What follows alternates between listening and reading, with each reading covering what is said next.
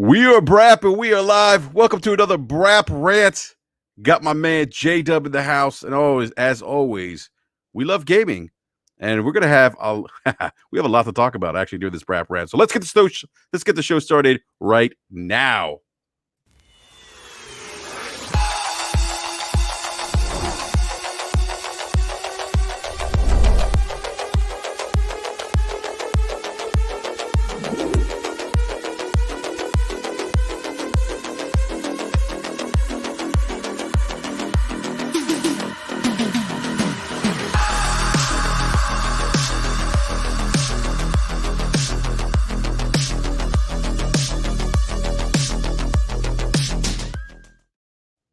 Woo! God, hey, that intro was bad.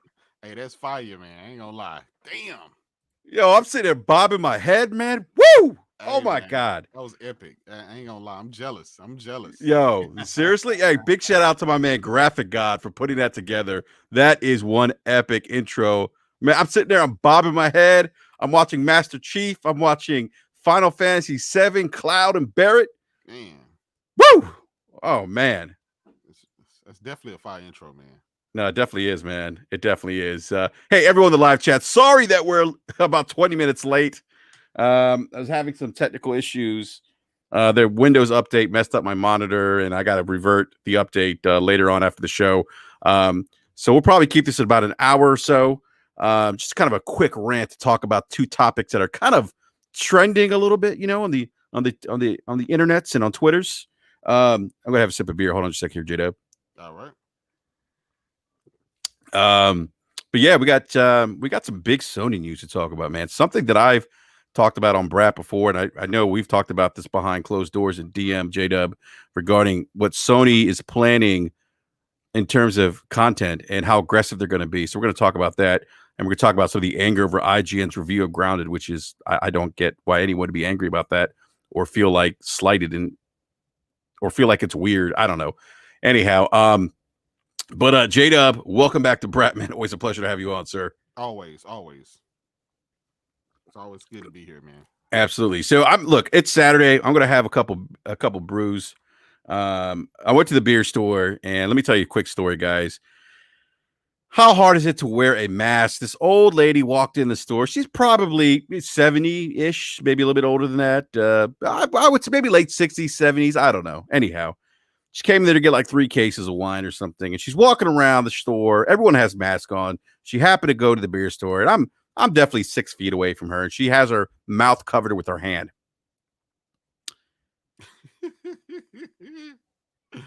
Oh man, people, seriously, jeez, like what the hell is why? Like, why is it so hard? And you know what? I said maybe she's got some asthma, maybe she's got some issues. She can't wear a mask, whatever. I'm thinking, right? Mm-hmm. The gentleman, I'm at the cash register. I'm looking at her. I'm like, this son of a bitch, right? That's what I'm thinking, right? This son of a bitch. And she looks at the man. She's like, sir, can I get 3 cases of something? I don't know. He's like, ma'am, I can't serve you unless you're wearing a mask. She goes, oh, I forgot in my car. I said, this son of a bitch. Yeah.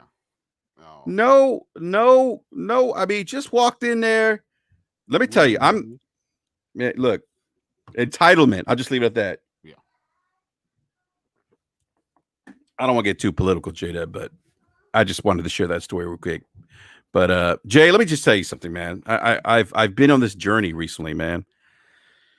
All right, man. So you know me, Jay. I've been on Xbox for how long? Like 20 years now, right? Yeah. Definitely. I think you've been there day one too. You've been there what, 20 years or so, right? Yep. And that's because we're gamers, man. We love gaming. We love all things gaming. We own all consoles, right? We game on all platforms: PC, Master Race, Switch, Xbox, PlayStation, right?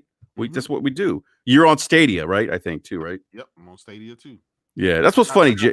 I got 60-something games on Stadia. Let me tell you something, Jay. You know, I love the fact that you troll because you're more hardcore than some of these people waving flags, man. Yep. But that's because you have a general you have just a love for gaming, right? I mean, I've seen your setups. Yeah. I've seen how serious you take racing. Yeah. I mean, Jay, when it comes to racing, man, you were not playing around, sir. Like yeah. So salute to you. But Mhm. Jay, for me, man, and I know we talked about this. We had you on last week with Optimus Code, and we did that BRAP rant. That Halo thing, man, that thing is still like, I'm just like, what, like, why? Here's what's happening. And it's, look, if you're on Xbox, cool. Like, I'm not gonna knock anyone who's playing on Xbox, right? Mhm. But it says something that they've lost a fan, or not a fan, a consumer, if you will, who was an Xbox Live beta tester, who's on the Xbox platform day one, who bought Halo day one. Who used to play Fusion Frenzy. I used to go out there and cap for Xbox, man. I'm not gonna lie, Voodoo Vince, Blinks the Time Traveler. There was a game called Reckless. Mhm. That was like a card demo that eventually turned into a game. Ninja Gaiden, Mech Assault, Brute Force, Yep. Otoji, Jet Set Radio Future, Yep. Shenmue 2. I mean, right? Man. Damn. Man, you talking about the OG bangers. Jay, Archie's saying turn your volume up, but you sound good to me, but I don't know. All right, let me. I'll turn it up a little bit. How about now? Yeah, you sound good. Turn my mic up. Turn them shits up. Turn me up. I'm Hey, trying to Archie, spit. can you hear me now? Can you guys hear me now? I can definitely hear you. I heard you before, but I can really hear you now. Okay. Yeah, man, listen, without a doubt, Enrique, man, we have come a long way in gaming. I mean, we've come such a long way. And that enjoyment factor, and every now and then, I try to go back to my old retro systems just to bring a new perspective or an old perspective back to gaming. And I suggest some of you guys do that, man. A lot of these new age gamers don't have the love for gaming. They have the love for the corporation and the love for the people within the companies, but they don't have a per love for gaming of where it originated from. I remember back on Atari 2600 playing boxing. You had two guys with an afro, one black character, one white character, and your job is to get more points, right? More hits. And these were obviously like freaking 4-bit sprites, 2-bit sprites, or whatever on the screen. Only three colors, And I've watched that progression all the way through Mike Tyson Punch Out, all the way through Fight Night. And so you have a certain affinity of where gaming has come from and where we are now. And it gives you a new perspective. It gives you a whole different perspective and outlook. And I'm just not sure, Enrique, the modern gamer can have that particular perspective and love, right? I just don't think they can without having endured what we endured throughout all those years and decades of gaming. Well, we certainly have a different perspective because we really saw paradigm shifts in the industry that we haven't seen in quite some time, right? Mm-hmm. But to my point, I bring up the 20 years of Xbox and I think about Halo. I'm just like, yo, like this is how you treat what you're known for, right? Your marquee player, your franchise player. Oh, yeah. The game that started it all. Yeah, the game. I mean, you're basically doing a Dak Prescott. Yes. You're not treating your QB right. Yeah. Because you're Jerry Jones in the situation, if you know what I mean. Exactly. So it led me to believe. And look, I'm a hardcore gamer. I've been gaming. Oh shit, man. 38 years. Mm-hmm. Since I was like 5 years old, right? Yeah. On the Atari, like you, 2600. And content is king. Content's always been king. And I've always gone like I've never been loyal to a platform. I go where the games are. Yep. I go to the platforms where the games speak to me. As you should. And Microsoft lost me, man. Like Game Pass is great. I'm not going to argue the potential value Game Pass presents someone as a gamer. But I haven't used Game Pass a lot. I don't I have that dollar deal. I'm at a point now where I'm probably thinking that, you know, may just subscribe when first party games drop that I want to play, like Halo Infinite, or not Halo, but Halo, like a first party game, like example, like Halo Infinite. Yeah. Although I'll be in Game Pass, I got the dollar deal, so I'll get that. But in the future, I may just say, you know what, I'm just going to drop the $15 or do like a 30-day, whatever the case is, right? Yeah. I don't see myself doing the commitment because look, there's so much content on other platforms right now Yeah. that for me, Xbox as a gaming platform has become an afterthought. And it just blows my mind. Like that platform doesn't speak to me as a hardcore gamer anymore. And Sony's platform for me speaks to me as a hardcore gamer. Mm-hmm. And they're locking content down. Like they're not Jay. They're not messing around, man. Jay, what do we talk about in DM? Like you hear shit, I hear shit. Yep. And I know you've heard the same stuff. I've heard a long time ago, and I think I've shared with you some of the bigger franchises that are coming back. Yep. That are going to blow people's minds away. Yep. Like Sony's. Go ahead, man. We all know it's coming. We all know it's coming. And Enrique, this is this is how I feel about it. Right? Microsoft should have been a juggernaut in the gaming world. It did last generation. It made its mark. In this generation, I just think they bowed down and said that they just really didn't want to go for the gusto anymore. They didn't have any more fight in them. And they're going in a whole different direction, right? And I think a lot of people are tolerant with that. They're hoping and praying that things will go back, but it's not. The way Microsoft is going, it is not going to get us back to the 360 days. Those days are over. Microsoft doesn't want those days again. They don't have the commitment. They don't care. No. Game Pass is the end game. And while I applaud the service for being cheap and including a lot of Microsoft, first party games day and date, it's they just don't have enough IPs that people care about. They don't have anything to keep dragging you back. So to your point, just like myself, I sign up for Game Pass when a game is coming out or when a game is out that I want to play, that I don't want to commit $60 to. I play that game like Grounded, and Bleeding Edge and stuff like that. I play them, try them out, then I cancel my subscription, and then I move on with the months that pass by until other content comes out. So right now, I streamed the Grounded and stuff. I got it just for what the game is about. Not really my cup of tea. So cancel my subscription. It just stopped literally like last week.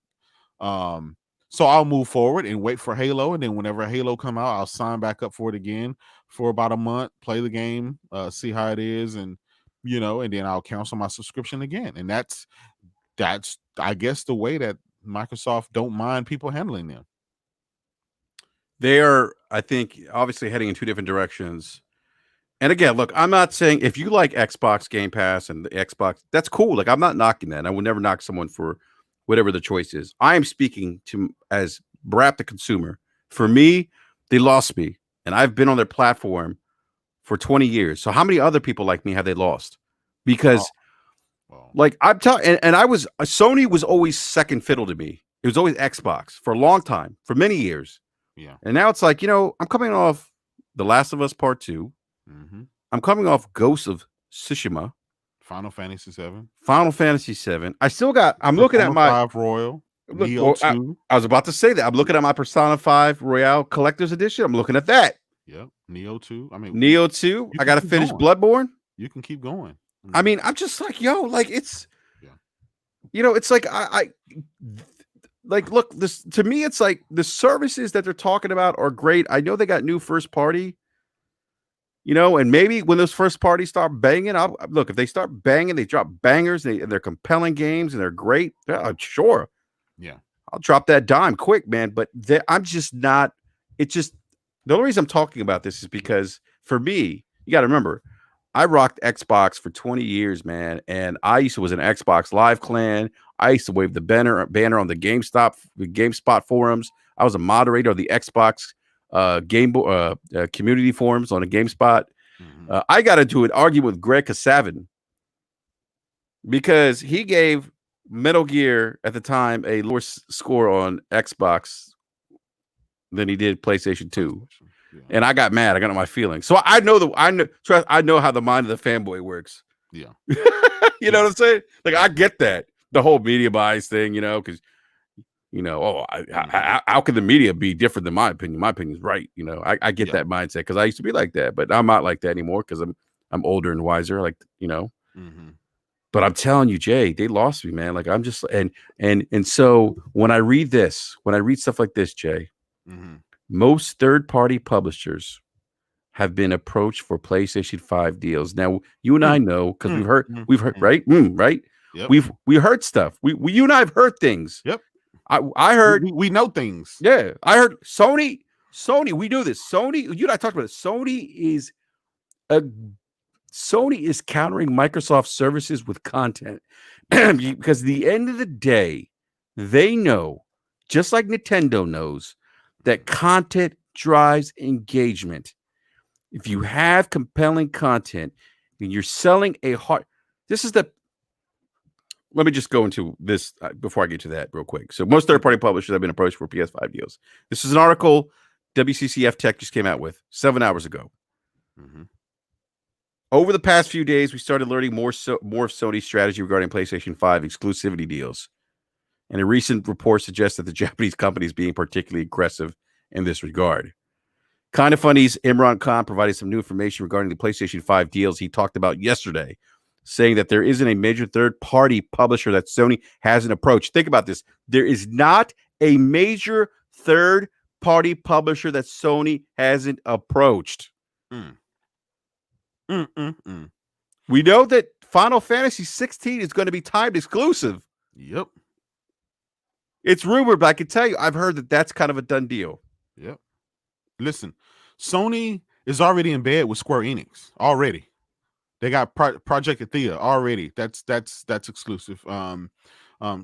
The Final Fantasy deal, right? Final Fantasy 7 remake. All the different iterations. Like we got episode 1. We're going to get episode 2. All that stuff is timed, which is huge, right?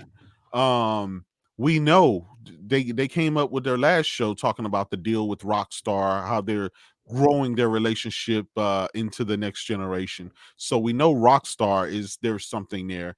And now you got the Call of Duty deals. You got all of the big stuff, right? The FIFA.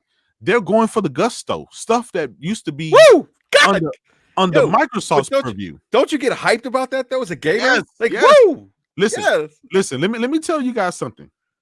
I remember last year there was a lot of guys talked about the decline of PlayStation and Sony because Shuhei Yoshida was no longer the top realm. Sean Layden was no longer the top realm. They moved over Herman Holst and moved over Jim Ryan in charge of all of Sony or whatever. And a lot of guys were scared of that. We started hearing rumblings about Horizon Zero Dawn and Death Stranding coming to PC, and people started having these rumbles, and it's, oh my God, it's the end of Sony. It's coming up. And I told those guys, look, man, PlayStation is Sony. They bet the whole cow on PlayStation. They're not going to just throw this stuff away. Real quick, J-Dub, to your point, when you say PlayStation is Sony, yes, PlayStation accounts for a third of Sony's revenue. Yes. Microsoft, in retrospect, the Xbox division is a fraction of a fraction. Yeah, is a bean compared to Microsoft. Microsoft could let Xbox go and be better. It wouldn't even impact them. Yeah. You lose a third of your revenue. That's big. Yeah. And we saw an article recently by a former Sony executive that said because of the PlayStation 3 era and how bad that loss of revenue from them, with the whole sale processor and that investment and the investment of launching a year later and stuff like that, that was detriment to the company. That really put them in the red. And they had to restructure some stuff. They had to sell some stuff. They had to basically recoup and double down on PlayStation. And for this generation, they said if this generation wouldn't have panned out positive for them, that Sony, the company, would have been in a really bad mess up situation and possibly being on the verge of going bankruptcy. Yeah. So somebody had the bright idea, look, we're going to take our biggest money maker out of all of our divisions. That's over movies, music, camera sensors and everything, phones, all that stuff. We're going to find our biggest money maker, bet the whole farm on it, and then we're going to see how it go. And what happened? This generation happened, and look where it led them.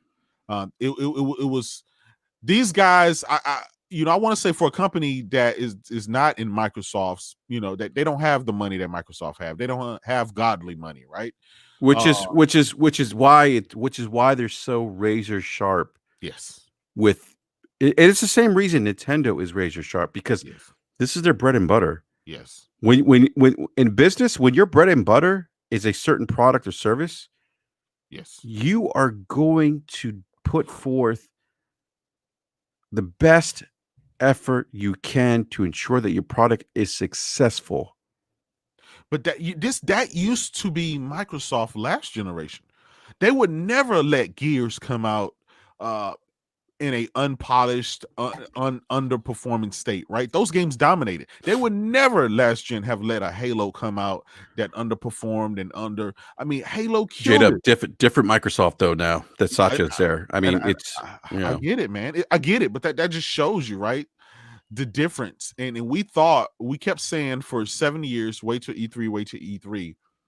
Well, we saw their July 23rd show. We saw how their flagship title, their bread and butter, Halo, how it turned out and underperformed, and these guys sunk, from what I hear, $500 million into this, $500 million into this game. Well, that game is having development issues. They hired an outside developer to come in and help them with that. There's trouble. Enrique, this game is launching in 3 months. These consoles are coming out in 3 months. Yeah. What can you do in 3? How can you totally I don't know. Retool that in 3 months? I don't know, but that shows you, right?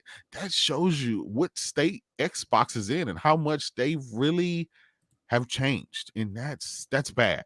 That's really bad. But on the flip side, again, to a lot of the naysayers of Jim Ryan and a lot of the changes that Sony has made, it's good to finally see some justification in having those guys to dominate the way that they have, and they're betting the farm again on PlayStation 5. They came out and said that not only are they going to outperform the PlayStation 4, but they're looking at 170 million consoles. That's their projections for next generation. Yeah. So that means no. Let me make this point. That means the 120 million people they have now, on top of the 50 million that Xbox has now, a combination of those. So they're assuming that damn near all the Xbox guys are going to go out and buy a PlayStation 5, which is probably accurate. Yeah. What do you think about that, Enrique? I think that's that prediction would not surprise me if that happened. I think the challenge you may have early on, though, is convincing people to make the jump early. But I think gradually over the lifetime of the console, I think, I think they could get there, man. I mean, it's that's like PlayStation 2 numbers, right? Yeah. So that's a pretty. I mean, if you were to hold a gun to my hand and say, would 170? I'd say no. I'd say probably definitely over 100 million. Mm-hmm. But this adds up. But let me make a point, right? Based on what you said earlier about what we know and how Sony is tackling some every big ones, developer, and we know they have IPs that they used to have exclusive that went multi-plat, that's going to return being exclusives. Some big deals. From what I hear, there's a $750 million. Now, this is just a rumor. Don't go out saying that, hey, J-Dub said this. But right now, there's a rumor. There's $750 million being put towards some company for a certain game. And that's going to be exclusive to PlayStation 5. And if they're talking about 170 million people this console outdoing the PS2, that means that they have returned to the PlayStation 2 era. That means getting the exclusive deals, getting the marketing deals, and all the stuff that made PlayStation 2 so successful. Because guess what? PlayStation 2 had Grand Theft Auto exclusively. It had Metal Gear Solid exclusive. It had all of those other big games that we remember exclusively. The manhunts, all this, we can keep going on and on. All that exclusivity, and it sounds like Sony is ready to do it again. It sounds like they are betting the farm on PlayStation 5. And guess what? That's music to my fucking ears. Yeah, because we're gonna get games. Yes, we're gonna get games, and guess what? We're gonna get games that you can't play anywhere else, and games that these developers are going to make specifically for this platform. So it's not going to be watered down with previous gen and the gen before that and the gen before that being supported. I'm telling you, that's music to my ears as a gamer. Listen, I've already told people, look, man, I just wrapped up Ghost of Tsushima. I'm like literally right there at the platinum. I'm gonna do that, and pretty much, man, I'm boxing my shit up. I'm just gonna be sitting just at the door, looking out the window, waiting for my PS5 to arrive. That's kind of where I'm at in gaming. And I know I had a huge backlog, but guess what? All of my backlog stuff is going to be playable on PlayStation 5. So if I need to, go back and revisit some stuff, I will. That capability is there. But I'm looking forward for the new stuff. I want to play that DualSense controller. I want to feel it. I want to, the Spider-Man day one, the Miles Morales. I'm on a day. Godfall day one. I can't wait for that. Some of the other games that they have. I'm ready, Enrique. I'm ready, man. I'm ready, dude. I feel you, man. I feel you. I gotta get these super chats real quick. Game Over HD with the $2 super chat. Thank you, sir. Says all Microsoft wanted to do is trade your pockets. And then we got another super chat from Carlos Crespin, $2. Thank you, sir. Says people said Sony was broke. That is funny. I remember those arguments. And now we find out that Sony's outbidding Microsoft for third-party deals. Exactly. Which I'll get to here in a second. And then, oh my goodness, Craig, the tech guy, $2 super chat says at BRAP, sign the damn contract. Oh my goodness. Kratos contract. Oh man, yeah, but this article is it's interesting because it really confirms things that we heard about PlayStation 5 behind the scenes, J-Dub. Yep. About their approach. And I actually tweeted this out. Actually, funny, I tweeted something out earlier before seeing this article that Sony was going to the counterpunch to Microsoft services was content. And so Imran Khan basically is saying, hey, he's saying that there isn't a major third-party publisher that Sony hasn't approached. He said some had content, some had. So he's saying, okay, there's a major third-party out there that Sony failed to approach, asking what kind of deals they could work out. Some had content, some had games, some had content and games. Man. According to Khan, Microsoft was willing to make offers as well. Now, this is the $1 trillion company that everyone talks about. I always hear that market capitalization. World's most powerful company. Look, and I don't like to get into console wars, but when you bring stuff up like this, look, man, I'm gonna like my man Slim. I'm gonna have to dish out L's. You know what I mean? Yeah. Microsoft was willing to make offers as well, but they didn't. They did not. Microsoft did not want to pay the asking price, as Sony went with some very high offers in the first place to secure these PlayStation 5 deals. Hey, Jim Ryan walked in with that bat with 2 suitcases full of Benjamins and said, "Let's make a deal." God damn, I love it. As a gamer, that's music to my fucking ears. Because you know what? That shows that this company it cares about its fan base. It cares about the hardcore, and it's not looking to make excuses and water down your gaming experience. Look, it knows what it wants, and it's going to do whatever it takes to go out and get it. And even if it's half of the amount of money that the company, the whole company has, if they're willing to invest that, imagine what next generation is going to do. I'm telling you, man. Grand Theft Auto 6 is going to have some exclusive content. It is. They've pretty much already. That's going to happen. There's going to be some exclusive things, missions similar to Destiny, what they had with Destiny. Yeah. But it's going to be with Grand Theft Auto. That's happening. And I just, again, I don't try to get the console war stuff, but I've heard this stuff about Sony enough. Even from my man Lord King, salute Lord King. In the Iron Lords podcast, but King's out there. King's always saying that Sony's, about to get sold or bought out by Amazon. Yeah. And here we are. We find out that Microsoft isn't willing to outbid PlayStation. Yeah. That PlayStation is winning. Sony's winning these bids for these third party games. That's because Sony. If you follow the history of the PlayStation from the PlayStation 1, Sony has always catered to the hardcore first. Just like in politics, you rally the base. You go out there, you get your base excited. I don't care what anyone says. The gaming community as a whole permeates from the hardcores gamers, right? We're the hub, right? Yep. We always have been. And so you get those individuals locked in and excited about your product first and foremost. And what do? They go out, they tell their friends, right? Yep. They go out and they tell, oh, yo, you got to see this game, man, on PlayStation. You remember those days, J-Dub, on the PlayStation 2. I remember because I was on Xbox. I'm like, man, like I remember like Xbox, like and a guy. So I'd played PlayStation. I was on PlayStation for a little bit, and I went to Xbox because of Xbox Live and stuff. And I remember like they started dropping some other exclusives that Xbox wasn't getting, right? Yep. And I'm like, damn, that kind of sucks, you know?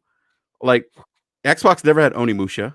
They had EA too. They also had they did have EA for a little bit, but I remember, I mean, and Sony is just, and you know, it's funny. You mentioned PlayStation 2. This is a playbook out of the PlayStation 2 playbook, because this is what Sony did with the PlayStation 2. They had great third-party exclusives. They had second-party exclusives. And then, you know, they had the bread and butter first party, which I would say that right now, first party, as it stands today, is in a better position than it was on the PlayStation 2, which is scary if you think about it. Like if they're out there, J-Dub, they're dropping money on third party games, second party exclusives. You know, the second party stuff's coming up, just like they did with Bloodborne. Yep.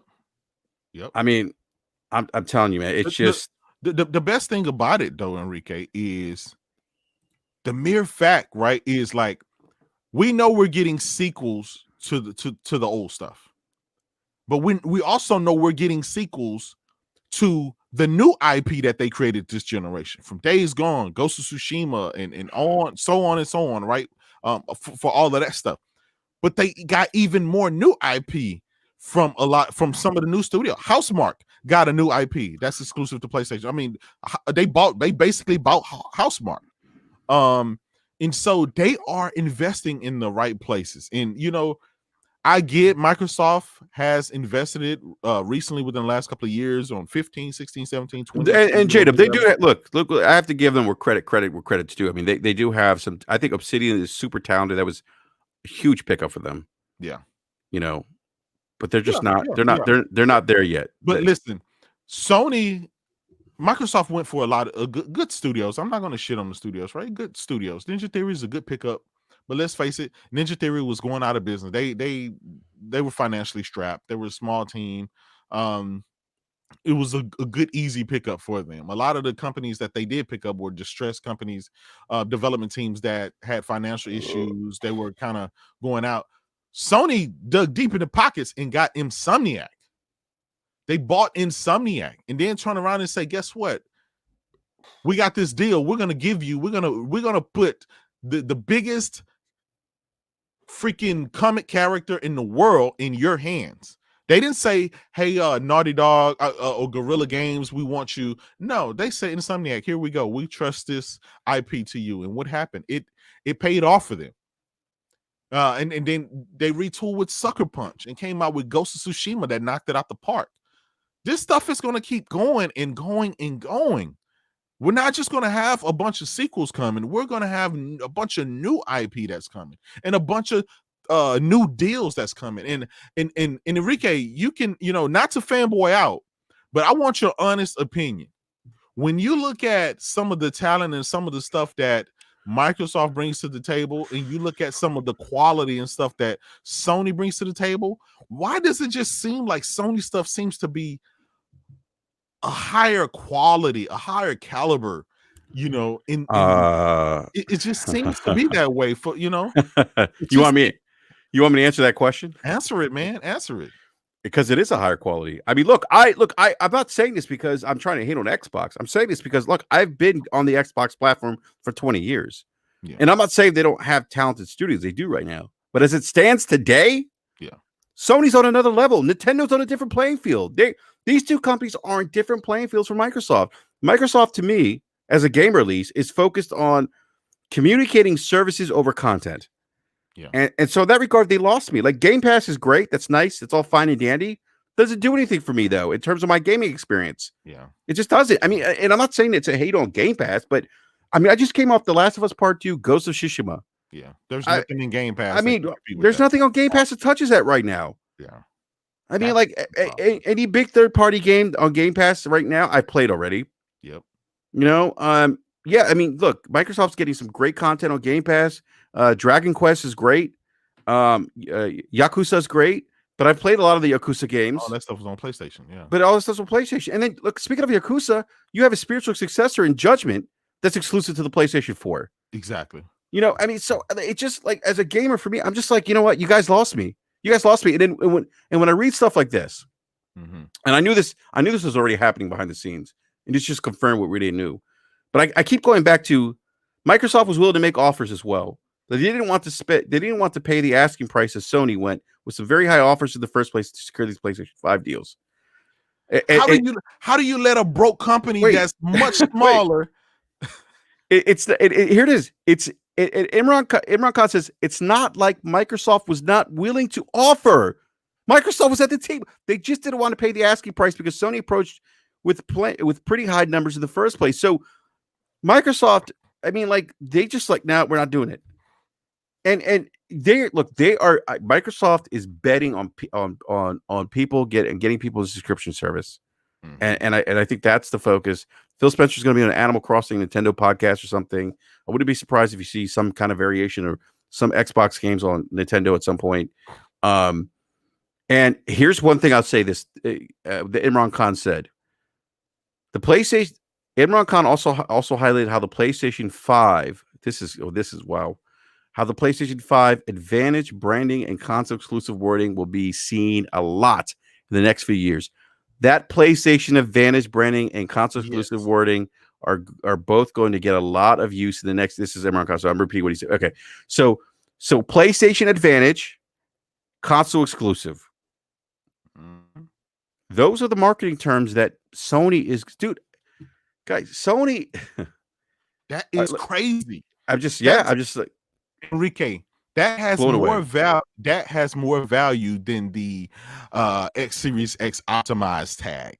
When you see optimized for PlayStation Advantage, when you see these boxes are gonna have that PlayStation Advantage, that seal of approval, trust me, I remember, Enrique, you remember back in the day, anytime you bought a Nintendo cartridge, even to this day, right?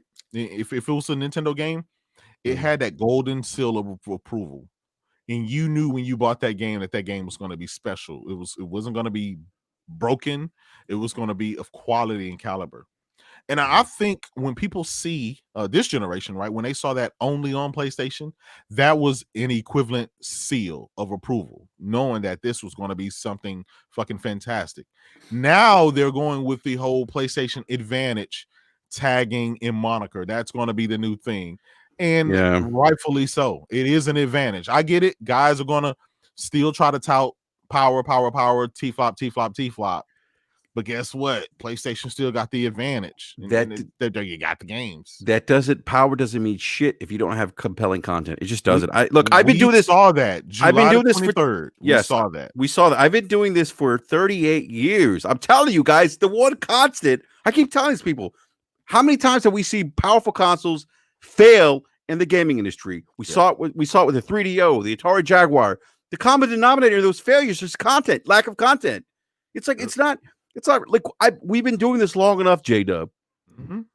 With life comes experience. Yes.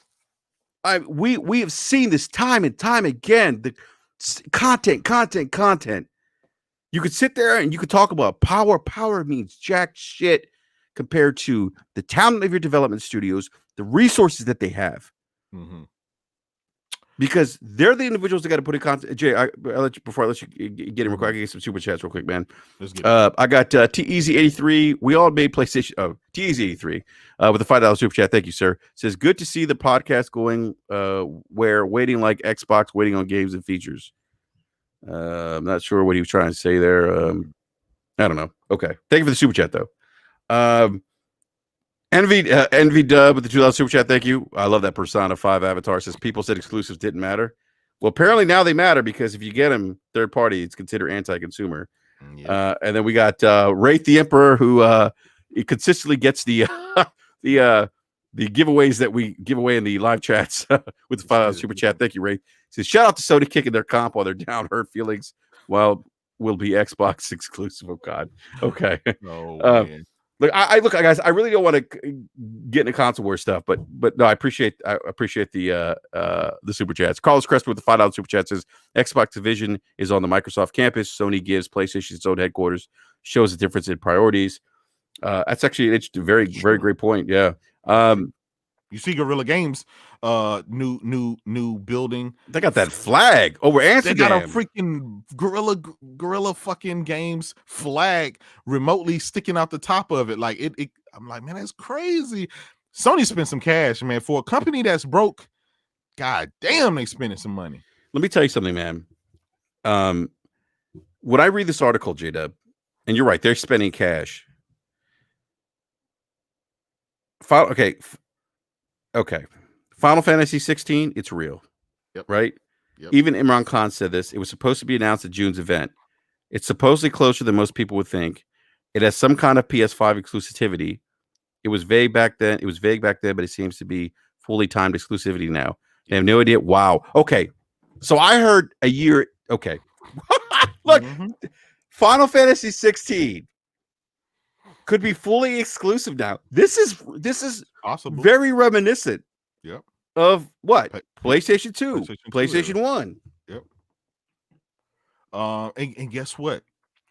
There's a lot of gamers that want to fucking play these games. These are quality games. These are epic games, right? These are epic franchises. These are not the little tinky winkies. These are not the Battletoads, not throwing shots. I'm just saying, these are not made by the B team. These are like massive games, massive games, and that's where they're going for. They're going for the gusto. I love how you keep saying that, the gusto. Going for the gusto, man. Go hard or go home, and it just seems we've been out here begging for Microsoft to pick up WB and give us a Batman. We've been begging for them to give us a Sunset Overdrive 2, a Rise 2, and all that, and Alan Wake. But why? But why are people doing that, J-Dub? Because they missed the 360 days. They want Xbox to be back to the 360 era, and those days are long gone. It's never coming back. Yeah, they're telling you we don't care. Listen, when you had Insomniac saying, guys, we want to make a Sunset Overdrive 2. We just need Microsoft to publish it. Go and ask Microsoft. We want to do it. We're ready. Microsoft said no. Microsoft says no. Well, listen to this. I mean, Phil Spencer, his own words. I'm paraphrasing what Phil Spencer said. He said, basically, when people said we want Alan Wake, he's like, "Hey, ask the developers, to do it or whatever, right?" Mm-hmm. Remedy was like, "Yeah. If Microsoft greenlights this, we'll do it." Mm-hmm. Well, actually, no. I confused that with something. Never mind. Yeah. Basically, Microsoft. Okay, Microsoft owns Alan Wake. And Remedy was basically saying, look, we want to make Alan Wake, right? Microsoft owns did actually own the... they gave it away. They gave it away. Back. They gave it back. But why? Remedy. But here's the thing. That game right there, you give it to your fans. Yeah. You give that game to your fans, and you fund it. Because one, it's one of those games. See, here's the thing. Console gamers, what's up, B-Money? B-Money, hey, B-Money, can you hop in, sir? I want to get B-Money in here. Yeah. Let's get B Money. I don't know if B Money could join, but B Money, let me tell you something. B, passionate dude. Let me see if I can get B Money in here. B is one of those guys, right? You can't call him a Sony pony. You can't call him an Xbox. He's going to give it to you down the middle, the reality, right? He's the cool calm head. in the show that's going to give you how it is. Yeah, I'm gonna tell you this, Enrique, man. Sony, this generation has been so good to PlayStation, to the gamer, right? Forget about the corporations, but to me, this is the best generation in gaming. Um, by far to me, and I've come a long way in these generations. I've come from Sega versus Nintendo, PlayStation versus Sega versus Nintendo. I've come from a long laundry list. This one here is by far one of the best because it produced tons of new IP that knock it out the park. But it just shows you how all three companies are going in a totally different direction, right? Nintendo came out, they failed, they turned around and retooled right back up and got back on their horse, and they knocked it out the park, and they're doing what they're doing. They're dominating. Sony from last gen, they failed, got up on their horse, and they start putting out some quality IPs. They got back into focusing on what the gamers was about and the hardcore, and they were able to come back and win last generation. In this generation, they didn't miss any strides, man. They came out the gate with a quality price, a quality product, and they were back. They were back on their grind, and now they're finished. They finishing strong. They finished the generation like this was the worst generation for Microsoft to lose because Microsoft is ending on such a low note, and yet PlayStation is ending on such a high note. So the disparity, Enrique, the disparity is huge, and this is why it's going to play. All of these analysts are saying that PlayStation 5 is going to be winning 2-1, 3-1, right? Because the gap right now is so wide as far as content. You're ending the generation with Grounded versus The Last of Us 2 in Ghost of Tsushima. Yeah, that is huge. Look, man, this is it's funny. I play a lot of Warzone with Mooch, and big shout out to Mooch. The Mooch is the Mooch was a diehard Xbox fan for a long time. Oh yeah. And it's funny, we played Warzone this morning. Mooch, what was a turning point for you? When we started talking about it, and this guy is platinum, and he's platinum. He's platinum. I can't even talk today. He's platinum a bunch of PlayStation 4 exclusives. And he said to me, he goes, it's interesting, Enrique, because when I put stuff on Twitter about like PlayStation 5 games, he goes, I get a high level of engagement on those tweets than I do when it's Xbox related. See? Now, again, that's anecdotal, but I think that there's something, at least from that community, at least, I think that speaks volumes as relates to that community. And, I just, man, someone in the live chat said Alan Wake didn't do well, right? But that's not, look, initially it did not, but afterwards it did. That's subjective. And let me tell you why, right? Not every game, and this has been Microsoft's problem this generation. They expect every game to be like a Halo to sell, freaking 10, 15 million copies. Versus Sony, they don't mind if a game sell 500,000 copies. They're gonna retool up and try again. Look at NAC. We got 2 NACs, right? They don't mind trying again. When you're in gaming, you're in the business to try stuff. And if Sony had Microsoft mentality, we would have never got Uncharted 2. We would have never got Uncharted 3. We would have never got none of that stuff, right? Because Uncharted 1 did not knock it out the park. It did not sell as many copies as a lot of people think so, right? It took them to make the sequel to blow it out the spot. And a lot of these games too. It's the exact same thing, man. Companies are in the business to try, right? You can't knock it out the park every single time. You need to try again. Yeah. You make a game, you find out what gamers liked about it, you find out what they didn't like about it, and you retool it and you fix it, and then you drop it again so you know your audience, you know what the people want. I would have loved to got a Sunset Overdrive 2 or a Rise 2, right? Yeah, those games were mediocre, but guess what? They had something to build on. Look how they go from Sunset Overdrive to Spider-Man. Woo! Look, right? All it took was a sequel. And I mean, you can say what you want, but maybe Spider-Man is that spiritual successor, right? Maybe they just needed more time or figure out what they did wrong with Sunset Overdrive and what they did right with Sunset Overdrive and apply those mechanics and that theory towards Spider-Man. And it knocked it out the park. So imagine what Miles Morales and what Spider-Man 2 is going to do, and some of the other games that, I mean, guys, you just can't. Microsoft just killed off. I mean, they killed off Lionhead, man. They didn't Fable. Come on, what? Look, man, it's all about content, man. I keep saying that, Yeah. and I got to a point, man. Like, I said to Mooch, what was your turning point? My turning point for me was like, like that Halo. Like, holy shit! Like, this is your jewel, your crown jewel. This is how you show it. Like, where's the, like, to me, it's like, as a, okay, if I'm selling a product, I'm trying to highlight that product and put it in the best position to be successful, or to garner the best first impression as possible, right? Mm-hmm. Because I know my competition is, and that came out there, and it's like if you don't care about your crown jewel, that to me, that's a problem. Like, that doesn't speak well. Enrique, let me ask you this: how do we get to this point where, right? They've been working on this game for 5 years, $500 million, 1,500 developers. Who has been playing this game and testing it periodically to make sure it's up to snuff? Why do you get 3 to 4 months before a console launch, before that game's come out, to figure out it's not up to snuff? You should have knew that 2 years ago, that this game was not showing the way you needed to show. How do we, and people say, oh, it's an old bill. It's come on, man. Come to find out, it's like a 2-week old bill. Yeah. And then they give these excuses. Yeah, we're gonna have to go back and do some things. Just bear with us. We're gonna be ready for launch in a couple of months. And then guess what? I think that really triggered them to go ahead and do the free-to-play thing.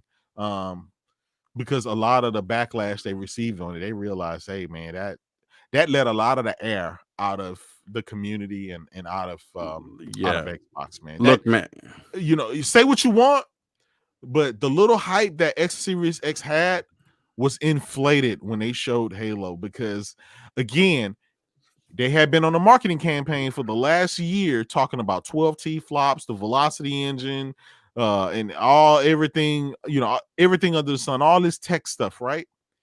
And yet you come out with the game that was supposed to be the showcase for this stuff, and it looks worse than your previous offerings. And so that's a problem. That's a problem. It is a problem. I mean, look, someone in the live chat says if they don't care, gamers don't care. Exactly. And that's like, and actually, that's probably the best way to sum up how I feel. Like, you guys don't care about. Actually, it was Cryptopsy who said, if Microsoft doesn't care, why would gamers care? And I'm like, yeah, that's pretty much how I feel. Like, if this is your crown jewel and you show it like this in a very poor light, why should I care? Like, I expect quality. I expect quality from a game that was built historically on quality. This was a quality franchise. Yes. There's no reason why you should show that. Yeah. And I keep like, this is look, this is probably my I used to play sports when I was younger, so I'm a little competitive by nature. Yeah. But in my mentality in playing sports, J-Dub, you go out there, you put your best foot forward, and you go out there to win. Yes. If you don't show up, if you show a poor showing, that's on you. Yes. And you got no one else to blame but yourself. When you have like how I grew up playing sports, you have pride on the product you put on the field. Yeah. Because that's what you're going to be judged on. That's what everyone else watching you play. I'm using a sports analogy. Watching you play is going to judge you on, and they put that out there. Here's the thing, though, Enrique. You have Phil Spencer going on the record multiple times, even now, saying, well, just play where you want, play on what you want, where you want. We just want you to game. We don't care if you buy a console or whatever. So there's this campaign that we don't care. We're selling you this console, but we really don't care if you buy it or not. And I don't know if that's just damage controlling, because you know that you're not going to be able to compete with the competitors on that standpoint, or if that's their actual analogy. Like that's their I think motto. I think And that's if their I so, think that's their motto, man. I think what Xbox is going to become is a virtual arcade but if that's the case, Enrique, why invest all this R&D into hardware when you can just be because like Sega, right? And because they have your can't they subscription. can't they can't they can't pivot out too fast. They'll lose so many people doing that, I think. Listen, the install base is as low as it's ever been. So No, no, like, no. I mean, OG Xbox was lower. well, yeah, but I mean, come on now. We were sitting at what, 40 million, maybe No, 50 on a good day. 50 Okay, million. 50. Yeah. Okay, 50 I mean, you got million. OG Xbox is about 25 million. So, Yeah, this is their, yeah, second but you worst don't performing you console. but you think that number is going to get higher next gen? Hell no, it's going to be But significantly Jay, but smaller, right? they don't care though. They don't care because they're looking at engagement numbers now. Oh my. But listen, let's face it. Even the engagement numbers is nothing to write home about. We saw Grounded was like what, number one for a day and a half, and it fell down. I'm looking, Bleeding Edge was a day and a half, 2 days, and it fell down to single digits of people who are playing it. And now other games like the Fall Guys, right? It's out dominating now. People moved on. You Oh know, man. you Hey, if you don't have a sustainability, people, yes, when you talk these numbers, number one, listen, Horizon Zero Dawn was number 1 too in pre-orders before it was even launched. You don't see Sony bragging about that because at the end of the day, it really don't matter, right? It really doesn't matter. yeah. Jay, I gotta get a Go ahead. super chat here. Let's get them. Let's get them. Yep. Wise Old Gamer with a $5 super chat. Thank you, Wise Old Gamer. I love that avatar, by the way. A little bit of a Yeah. old school. Yeah. So he says, I think many in the Xbox camp are not denying that PlayStation games are good, but rather they're afraid of a one console future. Well, I think if they're afraid of that, they have Microsoft to blame for that. That's their own issue, right? Because there was plenty of opportunity this generation. Yeah. No, I agree. To demand better, to tell Phil Spencer and all these guys what you wanted out of gaming, but that didn't happen. You just accepted whatever, and you damage control whatever they gave you. You damage controlled, and on top of damage controlling, you didn't go out and support the games. That's You my didn't. That's my disappointment with the Xbox community is that they have basically they have not questioned anything Microsoft has spoon fed them. They have said, okay, whatever Phil says goes. I mean, look, it's okay to question things, policies and things that companies do. It's okay if it doesn't vibe with you, fine, but don't cap for the sake of capping because you want to be right because you're in some fictional war that doesn't exist. It's ridiculous. Ask for better. Like I want better games from Microsoft. Like Game Pass, great, whatever. XCloud, that's cool, but content. Like I don't care about any of the other stuff. I want compelling content at the end of the day because I play games. I don't care how I play them. If I can play them on the phone, that's nice. But guess what? Most people are going to be playing AAA bangers on their phone. People forget that. People think like people are going to go out and play use The Last of Us Part 2. The Last of Us Part 2 on their new Galaxy S20. Like it's not going to happen. Yeah. I mean, but I want to go to the live chat. Adronimus says was Avowed poor showing? ? Like, what does Avowed have to do with the way Halo showed? And we know nothing about Avowed. We don't know if Avowed's going to be a good game. Yep. We're critical of Halo because of the lineage that Halo has and the importance that Halo has to the platform. Yep. I mean, I don't know. I just look, man. I try not to get into the console war stuff, but I got to be Jada for real, man. I'm very disappointed in how the Xbox community has really damaged control some of the things that Microsoft's doing. And look, it's okay to demand better. If you rock with everything they're doing, fine, whatever. But it's okay to be like, you know what? I want more. Microsoft, this Halo showing, not good. You need to do better. Exactly. I'm investing hundreds of dollars in your platform. You need to show up or show out. Yeah. Listen, prior to that July 23rd show, I had all the Xbox fans saying, yeah, they're gonna bring it. This is the last straw, and they're gonna do this, and we're gonna see Halos. And that show did not pull through. And so instantly they go back to the wait till August argument. And it's like we're in this perpetual cycle of wait. and they're waiting for something that's never going to come, and that's the problem. And now to find out all of those games that were shown is like pre-alpha. So I mean, not even pre-production, not pre-alpha, but pre-production. They haven't even started on a lot of that stuff. So we're looking at 2023, 2024 before these games even come out.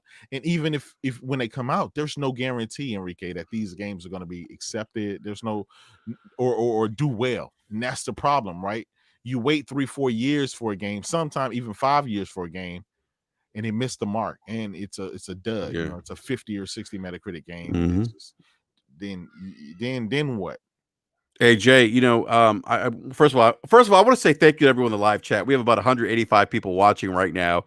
By the way, we only have 39 likes. We have 185 people watching. Please hit that like button. Stop being lazy, y'all. Come on. Hit that like button. Or if you don't like what we're saying, you can hit the dislike button too. I don't care. If y'all want to see Enrique kick J Dub off the show, hit that like button. Watch, right? If there we go. Look at that. We got 10. We got 10. Yo, we just went up 10 likes. Look at that. Oh man, we went up double. I told you. I can make them ring. They want J Dub. Oh, look at that. Look at that. Another 10. Hey, much love, everyone, for those likes. Yeah. Seriously. Oh, we got dislike. Oh, it's okay. We got dislike. Hey, we'll take dislikes. Hey, we take dislikes too. It don't matter. Just do your thing. Yeah, man. Look at that. We done jumped up 40 points. Well, thank you, mad love for. Hey, by the way, I want to give a shout out to my man Double M70 in the live chat. Now, let me tell you something. Double M, that's he's OG Xbox. I've known Double M since the beta days of Xbox Live. We used to run in the same clans together, Xbox clans, and my man's like I think he feels like the way I do because he remembers the glory days, you know. But we went from Xbox went from, you know what? I live in the DMV.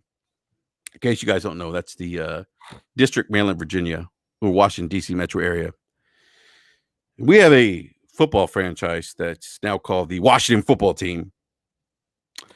Now, that franchise, was one of the premier franchises in the NFL.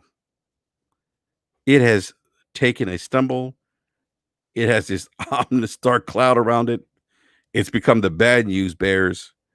That's why I feel like Microsoft's becoming the Xbox, man.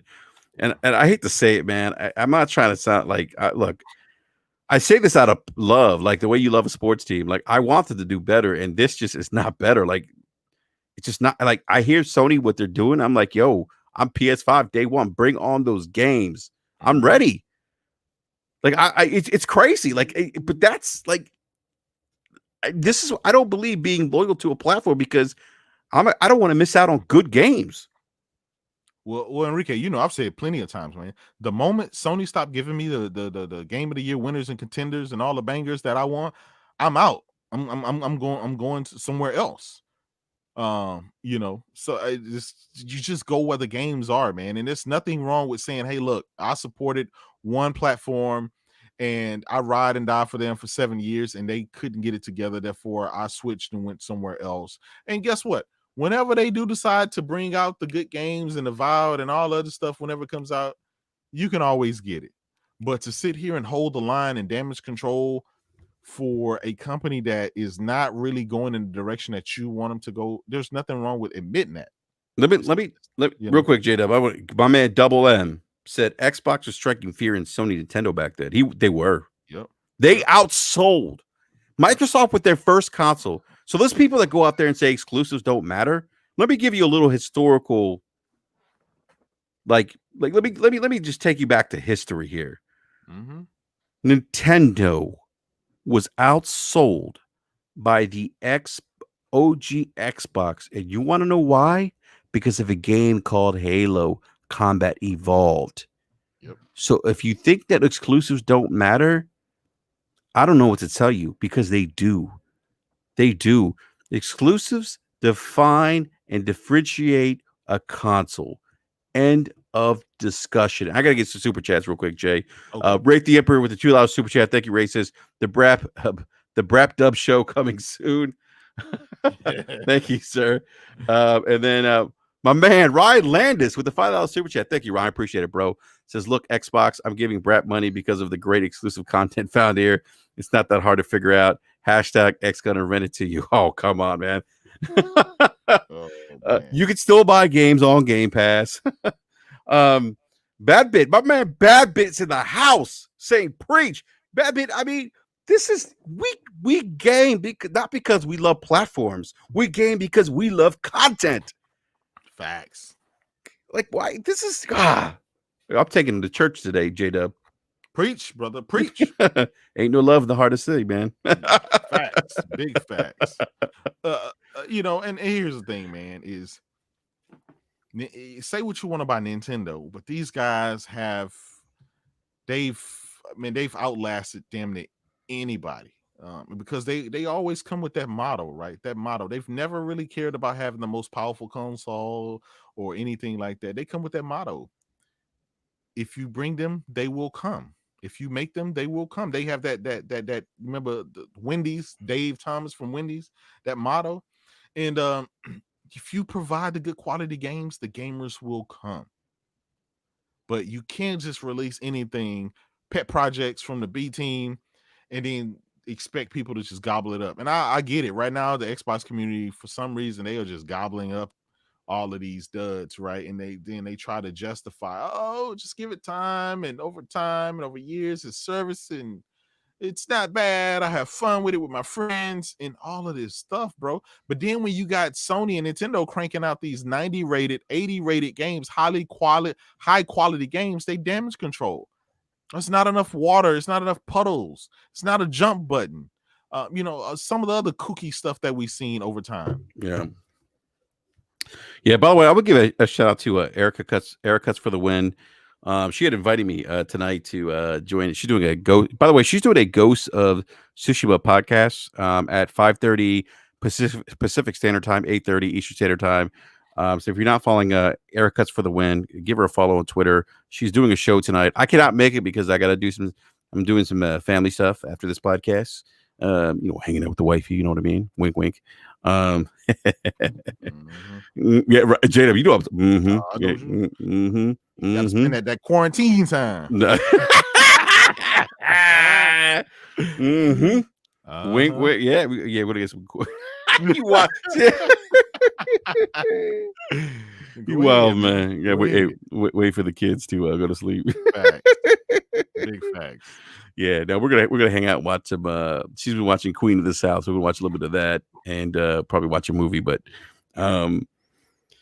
definitely give Erica a follow. We had her on BRAP and great guest. She puts out great content, and I love the fact that she's a Souls Bloodborne fan too. So, but look, J-Dub, real quick, man. People have been saying this shit's anti-consumer. What Sony's doing, I don't agree with that because they're not taking away a choice. You have a choice to make as a consumer. If you choose not to buy the PlayStation for these games, that's a you problem. If you've invested in the Xbox platform because you like their content, don't get mad when Sony does this. But Sony's a hardware company. They're in a business to sell products. And so what Sony's doing is they're trying to, one, entice people to buy their product, and two, support the product that they've made. This is what businesses do. Bad Bit says, did I hear Bloodborne? You did, Bad Bit. Bloodborne is amazing, by the way. Check this out, Enrique. I just found this out. This was what they were talking about regarding Horizon Zero Dawn and some of the other games. Hey, Jay, real quick. I don't mean to interrupt you, man. I'm sorry. Can you preach for a little bit, man? I got to go grab a quick drink. I'll be right back. All right, let me preach. Horizon Zero Dawn going to PC and some of the other games going to PC after years and years of already being on a console. But right now, pretty much this is what Sony's saying. We're confident that the PC players will fall in love with Aloy and her world. Then when Halo Forbidden West arrives on the PlayStation 5, it's time to find out where Aloy journey takes you next. We invite them to come along for the ride on the PlayStation 5.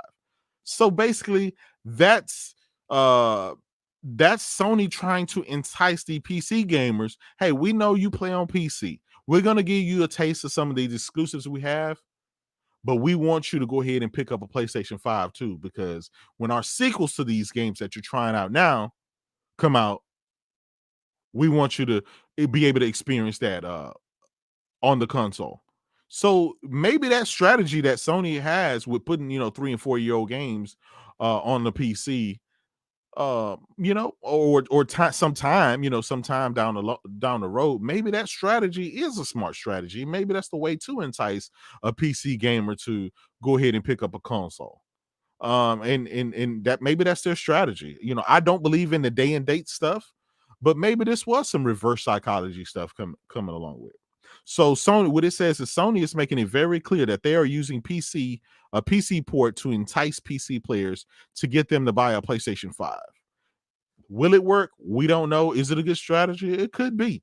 Especially right now that Horizon Zero Dawn on the Whoa, PC back. Horizon Zero Dawn on PC is having some issues and stuff like that. But Enrique, like I was just saying, I was just reading an article in Sony's quotes with them enticing the PC players to buy a PlayStation 5 because they're going to want to play the sequel to that Horizon Zero Dawn. So basically, Sony has a strategy, man, and it seems to be knocking it out the park. They have the mind share. They've had the mind share for a long time, man. I mean, that's just. But right now they're pumping on all cylinders. It doesn't. Oh, they are. Yeah. Every week after week after week, there's just Sony. They're just and that's good for a person that's in the Sony PlayStation ecosystem and like their games, right? You want more of that, and it's good seeing those companies do what you want more of. I mean. I agree. And you find out these guys are willing.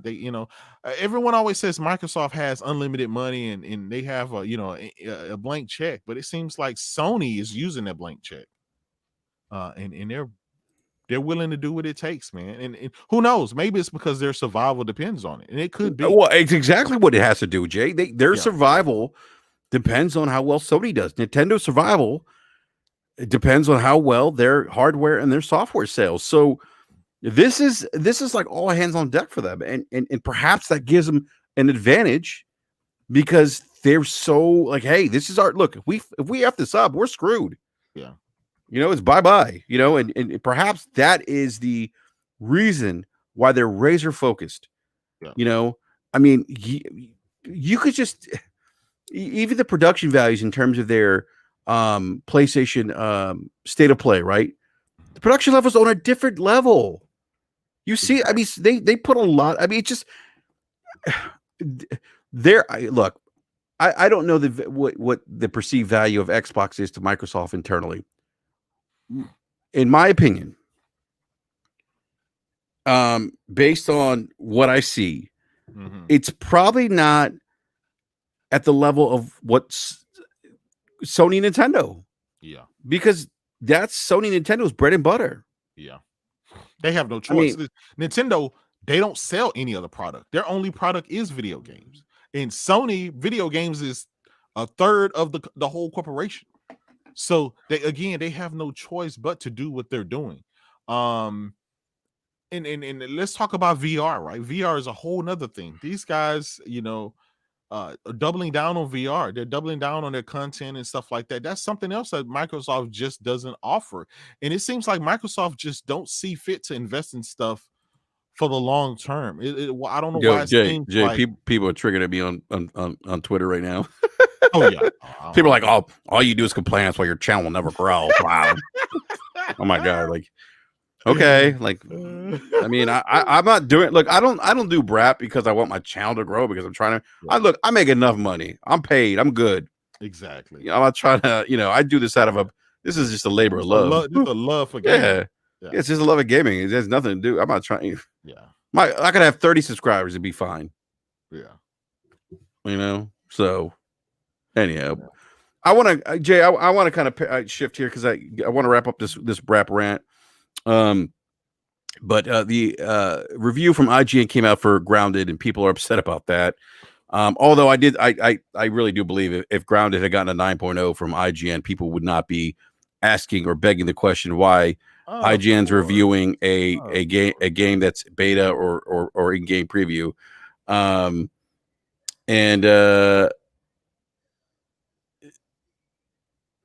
One bad mother says Enrique Xbox is still rounding error to Microsoft when they look at the actual profitability. That said, the restructure in late 2015 demonstrated that Nadella thinks it could be big. Yeah, no, OBM. I think here's the thing. I think that he believes the service is going to be big. Yeah, but the service and actually supporting that service with compelling content is two different things. I think, in my opinion. Listen, there's the profit sheet, and then there's the gamers and how gamers feel and what gamers are getting. That's one thing people need to focus on, right? Well, at the end of the day, it's a great point, man. It's about fucking us as gamers. I don't care how much profit Sony got or Nintendo got or Microsoft got, right? I mean, Microsoft is $1 trillion company. Who cares what their balance sheet says? Who cares? They have unlimited amount of money, but yet they still have a reputation for putting out 60s Metacritic template. Like every game that comes out for Xbox, you kind of know is going to be somewhere in the 60s range, and they need to change that. They need to change that mind. That what I just said. They need to change the gamer's mind on that, because here we are, 2020, 7 years, close to 7 years after these consoles launch, and they're still fucking cranking out 60s rated games. That is bad. And for you guys to damage control and talk about the profits and the money, how does that help us as gamers? How does that help my game not be a 60s Metacritic game? So this guy Adramus, by the way, Adramus, if you want to counterpoint us, we like to read things in color. By the way, I'll just throw that out. So I'll give you a freebie here. Erodimus, he says, but you capping for Sony and Nintendo money? What? When did we talk about Sony? Listen, when we talk about Sony and Nintendo, we're talking about Nintendo and Sony games. We're talking about Game of the Year winners and contenders. I think we're talking about a profitable strategy. I think what he's talking about is that fact that we're talking about their business, but we bring up the fact that their businesses are more valuable to them. The fruits of that, right? We see directly as gamers, is what I'm saying. Listen, Microsoft, this is the sad part about it, right? Yeah. Microsoft hadn't really dropped pretty much any games this year. And yet they come out and state, hey, we made X amount of profits. They're making profits by not giving you nothing. And they're comfortable with that. And you're comfortable with that. That, as a gamer, like, what part of the game is that? For you to be happy with them making money by giving you dog shit games. That's not good. You don't brag on that. Now, if they came out and they gave you a 95 Metacritic game, they gave you a banger, then you can be like, look what they did for me. But right now, all they're doing is giving you heartaches and pains in yet another 60 Metacritic game. They're giving you games. I mean, come on, man. What are we doing? And at this particular time, I'm going to stop blaming Microsoft and I'm going to start blaming the gamer, because they accept that. Yeah. You know what, J-Dub, real quick. I do want to say, with regards to the, because I do want to talk about the IGN review of Grounded. I thought it was funny that people are upset or questioning why IGN. This is like standard practice, by the way. They do review games that are in beta. So look, so they've been doing this for a long time. They did a beta review for PUBG. They did a beta review for Fortnite. They just did a beta review for another PC game, Hyperscape, I think it's called. Mm-hmm. So this is not an uncommon practice. I mean, it's look, if you are going to release your product to the mass public, even under the guise of it's a preview game, it's going to get reviewed. And IGN will actually go back and do a final review once the finished product comes out. Mm-hmm. So I mean, look, I mean, you know what I say to that, Enrique? What? When Days Gone came out and it got like a 72, 73 Metacritic score, I said, you know what? They deserve that. Sony deserved that score, and I'm gonna tell you why. Oh, the game released with terrible bugs. It wasn't exactly, but I'm gonna tell you why. Right, this was before the patch. So they started reviewing this game. Sony gave it to them. They had like a week, 2 week advance head start on reviewing this game, and so that's the Metacritic it got. And I said, you know what? That's what Sony gets. You should never put a product in a person's hand. I don't care how early it is. Never put a unfinished product into a person's hand. Show it the way you want it to show, because you only get one time at a first impression. And most people will tell you Days Gone definitely deserves a 85, 86, maybe a 90 Metacritic. The game is great. After it was fixed. After it was fixed, yeah. But that was after the patch came out, right? After the game actually launched. But they rightfully so, they deserve the Metacritic score that they got. And I don't care if people go back and review the score, because at the end of the day, Sony should have never put that unfinished product, or they should have gave them the patch, or they said, you know what, wait for the game to launch. We'll patch it day one, because we want it to show in a good light. And guess what? They got dinged for having a game that was buggy and was janky. And guess what? It got reviewed on that. So guess what? It is what it is. A lot of people say that, you know, that's just how things go. And Sony don't get any passes on that. They deserve that L by releasing that. Don't, you know, if you don't want your game to be judged harshly, then don't release it in a sub perfected state. Yeah. I'm glad The Last of Us 2 got delayed so many times, because guess what? That game came out with like little to no bugs. And if they would have released it a year earlier, it probably would have had bugs. They would have probably had a patch. It probably wouldn't have got the Metacritic score. Yeah. You see what I'm saying? Yeah. No, I agree. I agree. Yeah, man. but here's the thing. Here's the thing. Going back to your point, right? It just seems like the Xbox community right now is just whining about everything. They never blame Microsoft. They want to blame Apple. They want to boycott Apple. They want to boycott Sony for the Spider-Man. They want to boycott Square Enix. They want to boycott any and everybody instead of blaming the people that they should blame. You know, you want to blame a company for going out and securing games and exclusivity for its fan base, but not asking for the same thing in return for your fan base. Now you got these games coming out, and you knew Grounded was going to get a low. It looks like a low Metacritic game. You guys hype that stuff up. You accept that. And then you damage control and say it's by a B team. It's a pet project. It was something, and it was near and dear to their heart. Like, who cares? Quality will always outshine any kind of negative publicity. I've always been very thorough on saying that. If you drop a quality game, it will sell. If you release crap, it will sell like crap. And a developer, you know, plenty of developers, oh, well, I'm going to put my game over here because we put it over there and it really didn't sell. Well, guess what? Stop making crappy games. How about you find out what the gamers actually want? Did you ask a gamer, the gaming community, if they wanted that subpar game? No. You just put that out there. And then you mad that gamers don't be attracted to it. There's a reason you got games like what's this new game everybody's playing now? The Fall Guys, right? It's a fun game. It's a free-to-play game. It's fun. It's simple, but it's fun and it's quality. It doesn't take much to put quality out. I don't understand why guys feel like they have to spend hundreds of millions of dollars to put out quality games. Obviously, some of these games look like it took $10,000 to make. And it just blows up the spot.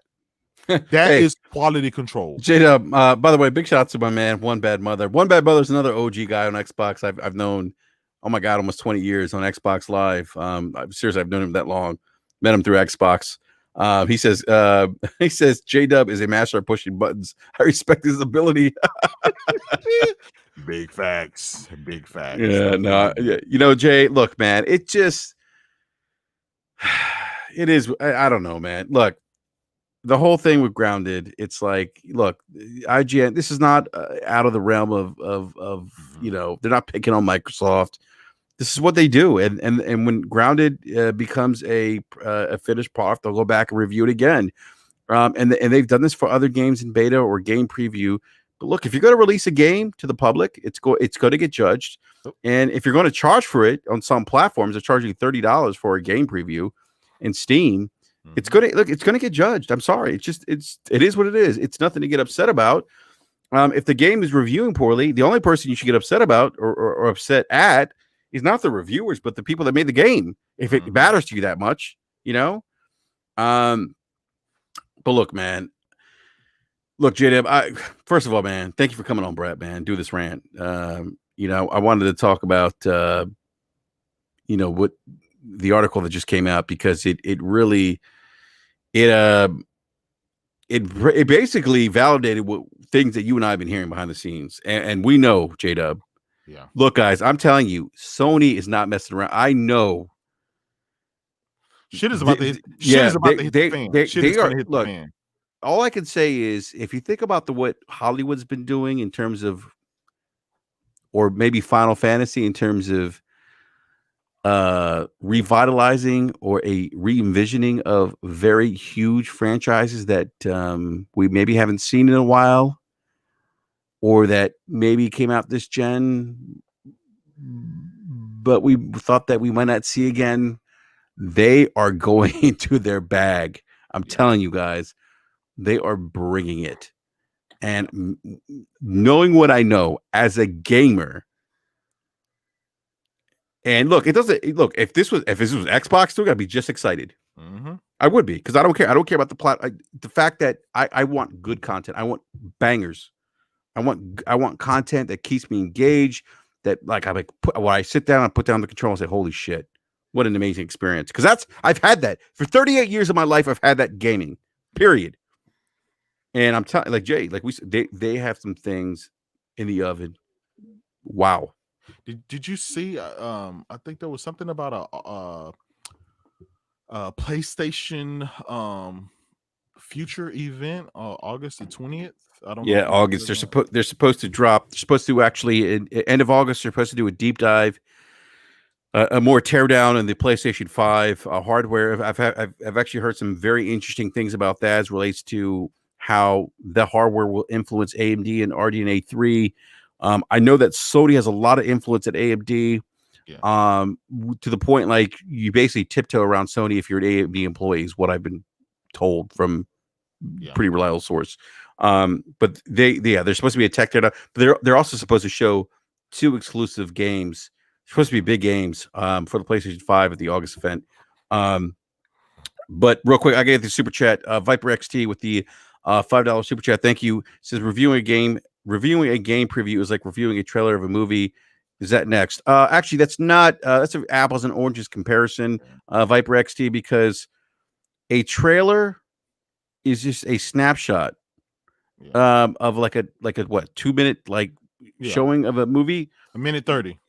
Like game. People are actually playing grounded. Listen, you're not. They're charging $30. They're charging $30. Charge people money.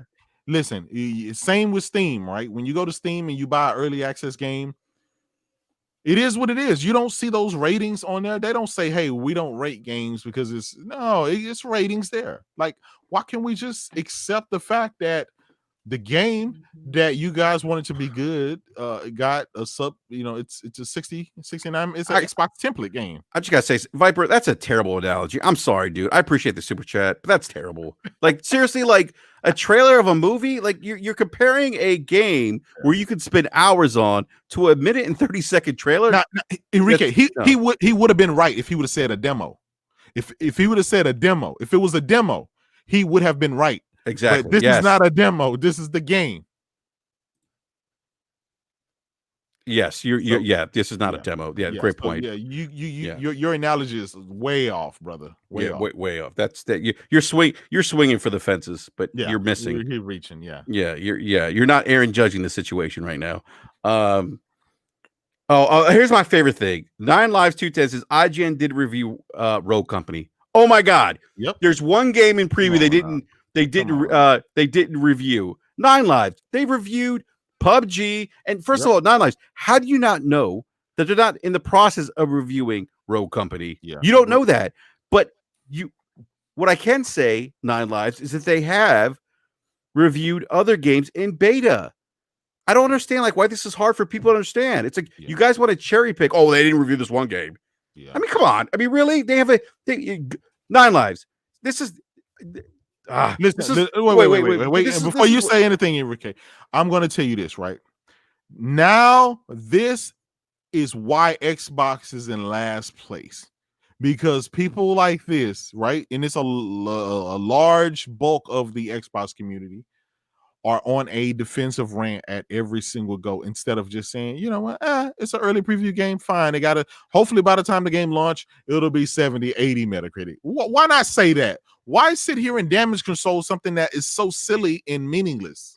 I don't get it. It's like, what? Okay, first of all, how do you know they're not reviewing it? Second of all, they've reviewed plenty of games. I mean, like Nine Lives. Like, here's the thing. Here's the thing that really like drives me bonkers. People say stuff and then they don't critically think about what's being said. They just, oh yeah, I would go with it because, you know, right? Yeah. Research it. Google it. A simple Google search will show you the truth. You know, Rogue Company been out longer. Okay, so what? So what? They haven't reviewed it. Oh my God. Yeah. But guess what? They reviewed other games that have been out longer. Yep. Maybe they didn't get around to Rogue Company. Yeah. How do you know they have the staff in place? Like, where's the critical thinking here, people? Listen, you know, I mean, it doesn't matter. Wait. Let me just finish something, Jay. It doesn't change the fact that a precedent is in place. People want to argue against facts. Yeah. And I equate this to people who still don't believe in mask wearing, even though we have science that's going to back that up. Oh God, Lord. Here we go. Lord. Okay, hold on. Now I gotta go. Okay. Go ahead, XT with the $5 super chat says a preview is like a demo. It's a portion of the complete game. It's not a finished product. No, it's the whole game. Here's literally the whole game. Viper XT, it's the whole game that you're getting. Come on, dude. It's the whole game. They will add content to it, more content to it later. But what you're getting in terms of gameplay mechanics and pretty much the gist of the game, it's the whole game. It's not a demo. A demo is a short vertical slice. This is not a short vertical slice. I appreciate the super chat, but you're wrong. Go ahead, J-Dub. It's again, this again, I keep saying this. This is why the Xbox community are the laughing stock guys of the community, the gaming community. I don't want to say that, Jay. That's a little harsh, man. Well, I don't want to say it's a laugh. Like seriously, I don't want to say when that. It comes to listen, okay. And let me make my point, right? Yeah. The reason I say the left, right? Because right now they're boycotting Apple, they're boycotting Square Enix, they're boycotting Sony. Actually, Microsoft's not boycotting Apple. That's an Apple issue. No. I'm talking about the Xbox fan base. Oh, okay. I see what you're saying. Yeah, okay. Yeah. I thought you meant okay. Yeah. No. The Xbox fan base. I'm not even gonna say fan base. Let's say fanboys, right? The Xbox fanboys. They're boycotting Square Enix. They're boycotting Apple. They're boycotting IGN. Obviously now. I mean, all these people they're boycotting, right? All these boycotts, and none of that leads to anything constructive for their platform. And that's the problem, right? And I think ultimately what it is deep down, they don't want to ask for better. They don't want to ask for more. They would rather just damage control and accept what's being given to them. And this is why, hey, Microsoft is not buying WB. They're not getting Batman. You're not getting Spider-Man. You're not getting any other man. You're just getting whatever's going in Game Pass. Just take it and leave it. Sit there and wait for some of the other stuff to come, and hopefully it works out for you. But again, that does not help anybody else jump into your ecosystem and help you out. Which, again, you say what you want. Sales brings more sequels. That brings better talent, that brings better games, that brings better mind share, that brings better marketing deals. There is a pendulum to this stuff, right? It's a trickle-down effect. Sony has the mind share, so guess what? All of these developers, they want to do business with Sony now. Now Sony has a larger install base. Now people want to go with the winner. Now people will say, okay, Sony, Microsoft came and made us an offer. Guess what? You have a larger install base, so we'll go with you. This is how you have the FIFAs. This is how you have the Call of Duties. This is how, and I'm gonna tell you this: if Microsoft doesn't watch it, they're gonna lose the Madden. They're gonna lose the Madden deal. People go with the mind share. People go where the gamers are, and right now there's a lot of more people. Well. In the PlayStation ecosystem. I will say this. I think this is Amush has brought this up a couple times.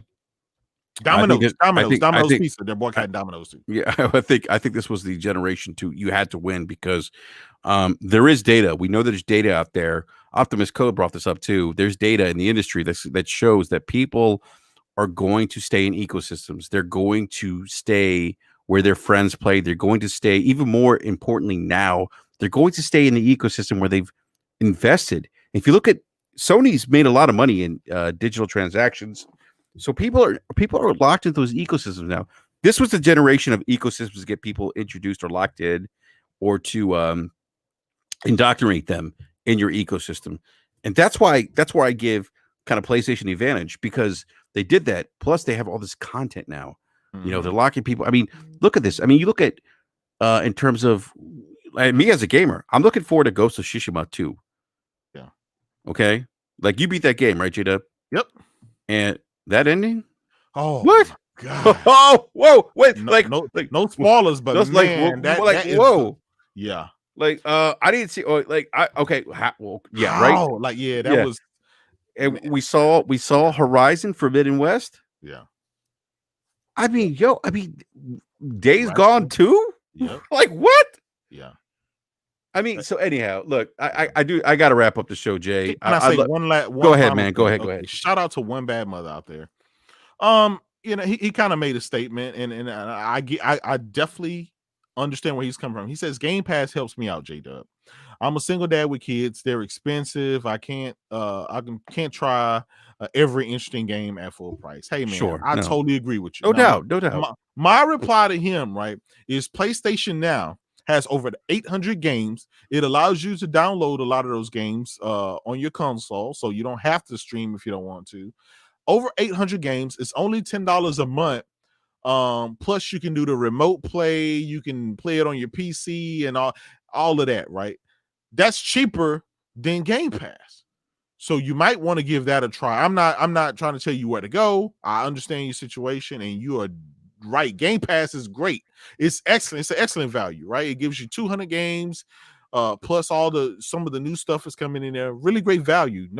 You'll never hear me saying Game Pass is bad, right? If anything, I talk about the games that's in Game Pass that are probably bad or not anything I'm interested in. But on the flip side of that, Sony has their offering that's cheaper, and you have like 3-4 times as many games, and a lot of those games are the good games, not just the fodder, but really good games. These are like great games. Spider-Man was in it, God of War was in it, and you got all your PlayStation 2 catalog, you got your a bunch of stuff from your PlayStation 3. You can stream it, you can download it and do whatever. So give that a try. Give that a try as well. Maybe $10 plus you can keep your 15, do the $15 for Game Pass. There you go, $30 a month. You got your kids all taken care of, man. That's what I do for my kids.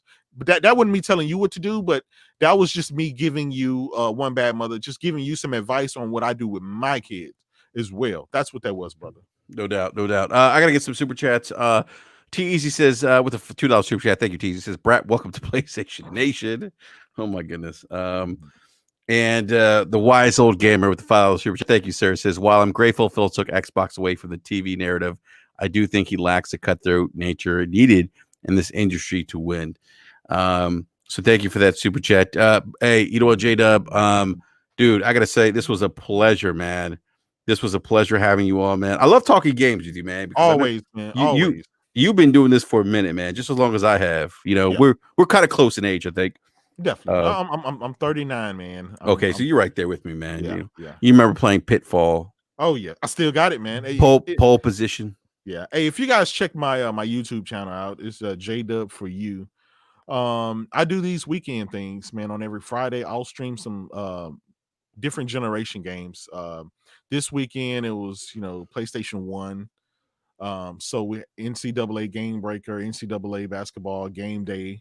The previous week it was Sega Saturn week, so I streamed Sega Saturn games, Virtual Fighter 2 and stuff like Daytona USA. You got that Panzer Dragoon that's expensive. Yes. What is it? Panzer Dragoon. What's that one? It's like $800. I'm making that number up, but there's a Panzer Dragoon game on the Saturn that's like super expensive if you can find it. Exactly. Which one is it? It's I can't remember. Panzer Dragoon. I don't remember, man. Yeah. Another game that was exclusive, by the way, to the OG Xbox, which like was getting like 9s as review scores. Panju Dragon Orta, Mm. and that game looked beautiful. Ah, the glory days of the Xbox. But anyhow, Yeah. Wise Old Gamer says JW blocked me on Twitter. I just asked him. I said, "What's your Twitter handle?" Hey, what did you say? Because What I did you really don't. say? Yeah. Yeah. All right, JW, man. Did you provide? Where can people find you on Twitter, man? Yeah, you guys can find me at JWCity 16. You guys know I'm always trying to keep you guys laughing with the gifs and the memes, and keep it funny. JW, your troll game is strong, bro. Hey man, like it is. I'm always in the gym Yo, working out, brother. I'm always in the gym you working out. you say some things. We be in the BRAP. We are the BRAP DM, and we're like, Jay's like we just laugh. And people get so mad. It's like, if you got to understand Jay, like he's just doing it to have fun. Like here's the thing: what people don't realize, like there's a part of the gaming community that likes to roast, and it's all out of fun, right? And there is a part of the community that actually takes it very serious, too serious.